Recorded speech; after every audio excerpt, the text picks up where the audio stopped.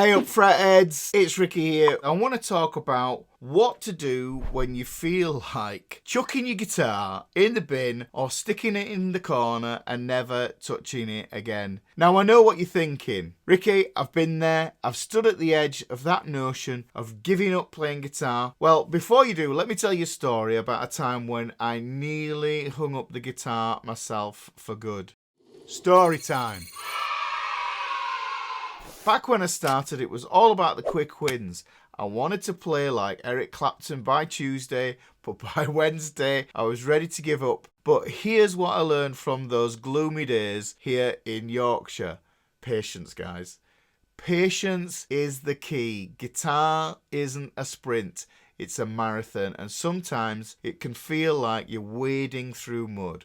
And I remember that distinctly, especially feeling in my fingertips when I was trying to learn Stairway to Heaven, that intro, and feeling like I was climbing into my own stairway to hell. But the thing to remember is that even the pros have been in the situation that you are in now. And kind of what you're doing really is you're not setting yourself up for realistic goals. Now the next thing you have to do is you have to set realistic goals, guys. There is no way you're going to be able to shred like Eddie Van Halen overnight, so you've got to start simple.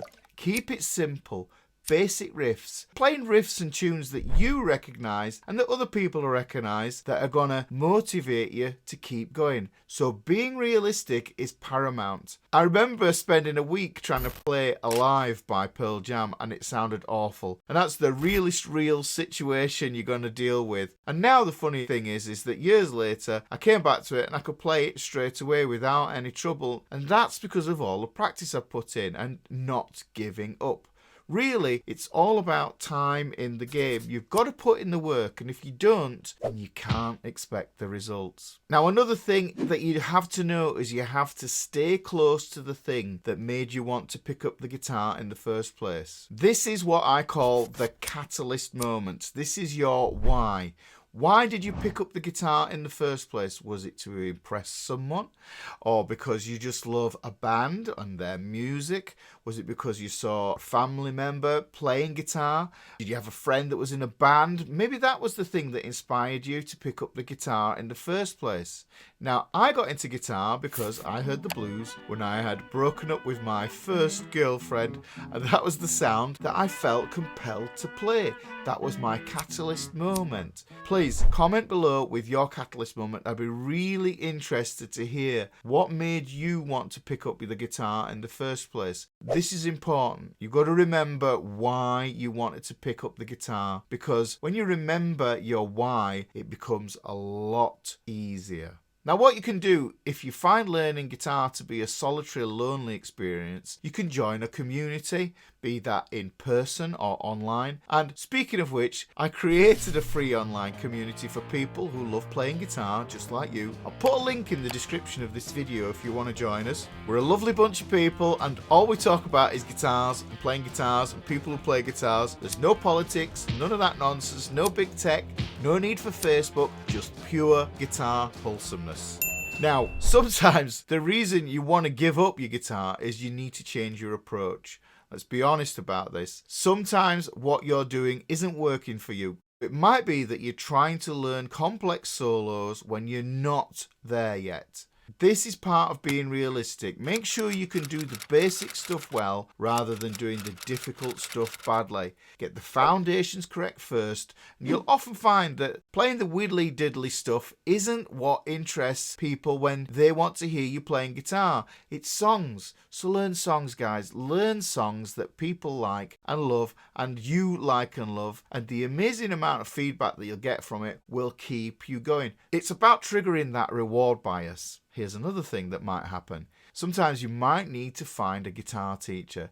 There's plenty of them out there in the real world and online, and if I'm honest, you can't beat being sat in a room with someone experienced in teaching all ages and all levels and have them point to your finger and tell you to move it 5mm to get the result that you're after. And you've got to remember that your guitar teacher is going to be a guitar nerd as well, so they'll be more than happy to talk about guitars, amps, pedals, rather than boring your other half with chat about distortion pedals and string gauges. Trust me, it's better in the long run. Now, this is a biggie, I think. Make sure to celebrate the small wins that you get from your practice. You get better at guitar in small increments, and it can be easy to miss those increments and not celebrate them. You don't have to do anything extravagant if you want to celebrate a win. You might reward yourself with a cup of Yorkshire Gold and some nice chocolate biscuits after your practice. These little landmarks in your guitar journey help you to mark that moment in time as a point where you were winning in achieving your goal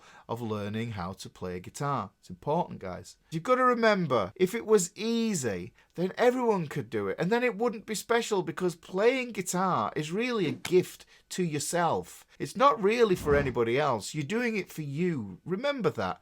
You're giving yourself something that is yours. It's personal. It's something nobody can take away from you. So if you're feeling like quitting, just have a think on these little tips that I've given you here in this video, and remember that every guitar player started somewhere, like you are right now, and that every guitar player that ever became a legend had days when they wanted to pack it in. But the fact is, you don't know what might happen the next day. That might be the day you have the breakthrough, and that makes the whole road of learning guitar much clearer.